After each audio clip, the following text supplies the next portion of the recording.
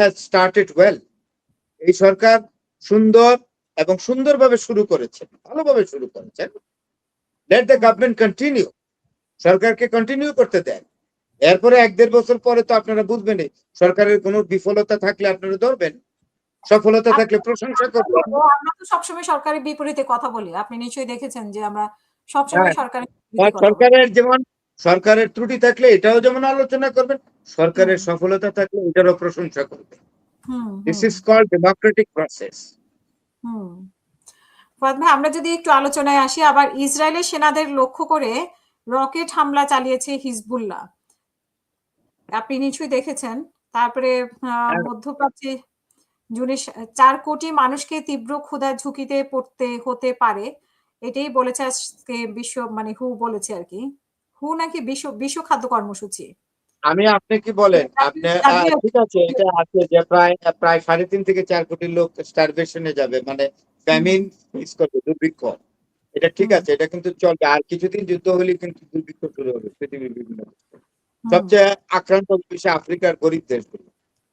আমি আপনাকে বলি, হিজবুল্লাহ যে করছে, হিজবুল্লাহ কিন্তু আপনার লেবাননে থাকে। তো লেবানন কিন্তু ইসরায়েলের বর্ডার। লেবানন কিন্তু ইসরায়েলের border.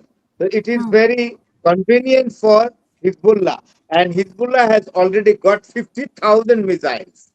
It has been reported by Mr. James, who is staying in Singapore and settled as a British analyst, defense analyst. উনি বলেছেন হিজবুল্লাহকে ছোট করে দেখার কোনো কারণ নাই। 50,000 মিসাইল আছে, মাঝারি পাল্লা এবং আপনার স্বল্প পাল্লা। আর হিজবুল্লাহরা থাকে একদম আপনার ইসরায়েলের বর্ডারের কাছে, এবং তেল আবিব এবং ইয়াকে টার্গেট করা, আপনার হেইফাকে টার্গেট করা, it is very easy for Hezbollah.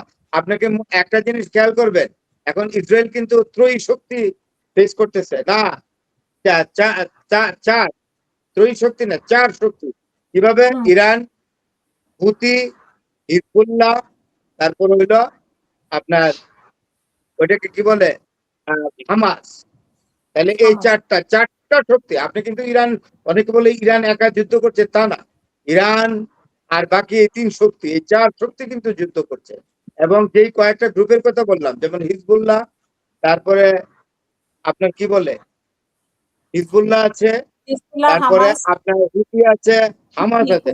এরা কিন্তু যোদ্ধা, এরা জন্ম থেকে পরেই যুদ্ধ করে। They are well trained, well experienced. Houthi Hamas এরা তো সরাসরি আসছে না, হিজবুল্লাহ হুতি হামাস সরাসরি আসার দরকার নাই তো। এরা কিন্তু ইসরায়েলের সঙ্গে যুদ্ধ করছে অনেকদিন আগে থেকে। আপনি বলেন হামাস এবং হিজবুল্লাহর কথা চিন্তা করেন, they are fighters. They have been fighting Israel for a long period, pretty long time.